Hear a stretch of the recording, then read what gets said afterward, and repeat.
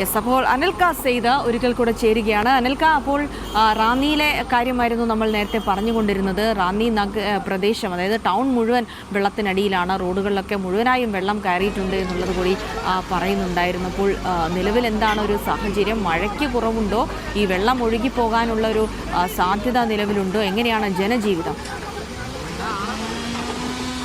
അതായത് ഇന്നലെ രാത്രി പെയ്ത മഴയിലാണ് റാന്നി ടൗണിലൊക്കെ തന്നെ വലിയ രീതിയിൽ വെള്ളം കയറുന്ന ഒരു സാഹചര്യം ഉണ്ടായിട്ടുള്ളത്. അതോടൊപ്പം തന്നെ റാന്നി ടൗണിലെ വിവിധ കടകളിലടക്കം ഈ വെള്ളം കയറുകയും ചെയ്തു. അതോടൊപ്പം തന്നെ ഈ വെള്ളം കയറിയ കടകളിൽ നിന്ന് അതായത് അവിടെയുള്ള ഈ സാധനങ്ങളടക്കം ഈ വെള്ളത്തിൽ ഒലിച്ചു പോകുന്നൊരു സാഹചര്യം ഉണ്ടാകുകയും ചെയ്തിട്ടുണ്ട്. അതോടൊപ്പം തന്നെ നിലവിൽ ഈ റാന്നിയിൽ പ്രളയസമാനമായ സാഹചര്യമാണ് റാന്നിയിലുള്ളത്. ഇന്നലെ രാത്രിയോടുകൂടി അതിശക്തമായ മഴയാണ് ഇന്നലെ രാത്രി റാന്നിയിൽ പെയ്തത്. ഇന്ന് രാവിലെ മഴയ്ക്ക് ചെറിയൊരു ശമനം ഉണ്ടാകുകയും ചെയ്തിട്ടുണ്ട്. അതോടൊപ്പം ഇതിൽ ഏറ്റവും എടുത്തു പറയേണ്ട കാര്യം എന്താ വെച്ചാൽ ഈ റാന്നി ടൗണിലെ വിവിധ വീടുകളിൽ വെള്ളം കയറിയിട്ടുണ്ട്. ഈ വെള്ളം കയറിയ വീടുകളിലെ ആൾക്കാരൊക്കെ തന്നെ മറ്റു സ്ഥലങ്ങളിലേക്ക് മാറ്റി പാർപ്പിക്കുകയും ചെയ്തിട്ടുണ്ട്. ഇതിൽ അതായത് പഞ്ചായത്ത് റാന്നിയിലെ ഈ തദ്ദേശ സ്വയംഭരണ ഗവൺമെന്റ് ഭാഗത്തു നിന്നൊക്കെ തന്നെ ഇടപെടൽ ഉണ്ടായിട്ടുണ്ട്. അതായത് ജനപ്രതിനിധികളടക്കം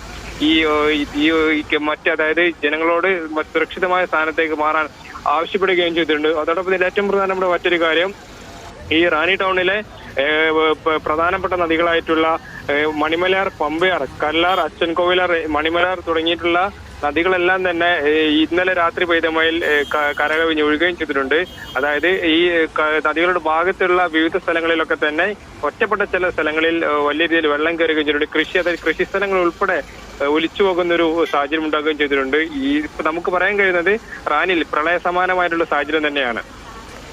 യെസ്, അപ്പോൾ പ്രളയ സമാനമായ സാഹചര്യത്തെ നേരിട്ട് കൊണ്ടിരിക്കുകയാണ് റാന്നി എന്നുള്ള വിവരങ്ങളാണ്. അവിടെ നിന്നുള്ള ദൃശ്യങ്ങൾ പോലും കാണാം. വലിയ രീതിയിലുള്ള മുന്നൊരുക്കങ്ങൾ കൂടി അവിടെ ഇപ്പോൾ നടത്തിക്കൊണ്ടിരിക്കുകയാണ്. പല കടകളടക്കം വെള്ളത്തിനടിയിലാകുന്നു. റോഡുകളിൽ മുഴുവൻ വെള്ളം കയറുന്നു. റാന്നി നഗരം മുഴുവൻ വെള്ളത്തിനടിയിലാകുന്ന സങ്കീർണമായൊരു സാഹചര്യമാണ് അവിടെ നിലനിൽക്കുന്നത്. തുടങ്ങിയ കാര്യങ്ങളൊക്കെയാണ് അവിടെ നിന്ന് അനിൽക്ക സെയ്ദ് വിവരങ്ങൾ നൽകുന്നത്. അനിൽക്ക, അതിനപ്പുറത്തേക്ക് ഇപ്പോൾ നിലവിൽ കടകൾക്കൊന്നും പ്രവർത്തിക്കാൻ കഴിയാത്ത സാഹചര്യം, ആളുകൾക്ക് ടൗണിലേക്കൊന്നും വരാൻ കഴിയാത്ത ഒരു സാഹചര്യം കൂടിയുണ്ട്. ഈ അവസരത്തെ എങ്ങനെയാണ് ജില്ലാ ഭരണകൂടം നേരിടുന്നത്? എന്തൊക്കെ മുന്നൊരുക്കങ്ങൾ നടത്തുന്നു? പ്രത്യേകിച്ച് നഗരപ്രദേശങ്ങളിൽ നിന്നടക്കം ആളുകളെ മാറ്റി പാർപ്പിക്കേണ്ട ഒരു സാഹചര്യം നിലവിലുണ്ടോ?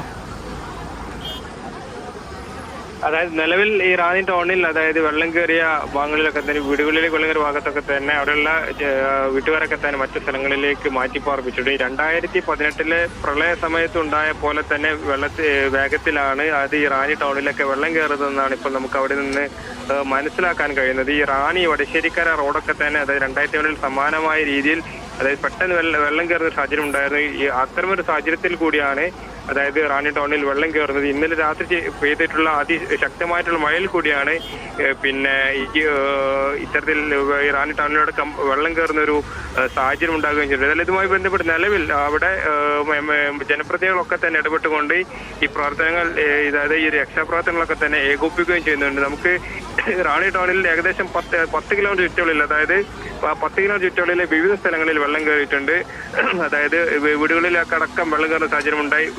വ്യാപാര സ്ഥാപനങ്ങളിലൊക്കെ തന്നെ വെള്ളം കയറുന്ന സാഹചര്യം ഉണ്ടായി. ആ ഘട്ടത്തിൽ തന്നെ ഈ നിലവിൽ ഈ ഫയർഫോഴ്സിന്റെയും പോലീസിന്റെയും ഒക്കെ തന്നെ നേതൃത്വത്തിലെ രക്ഷാപ്രവർത്തനം അതായത് വെള്ളം കയറിയ വീടുകളിൽ നിന്ന് ജനങ്ങളെ ഒഴിപ്പിക്കുന്ന ഉൾപ്പെടെയുള്ള നടപടികൾ ഇപ്പോഴും അവിടെ പുരോഗമിക്കുകയാണ്.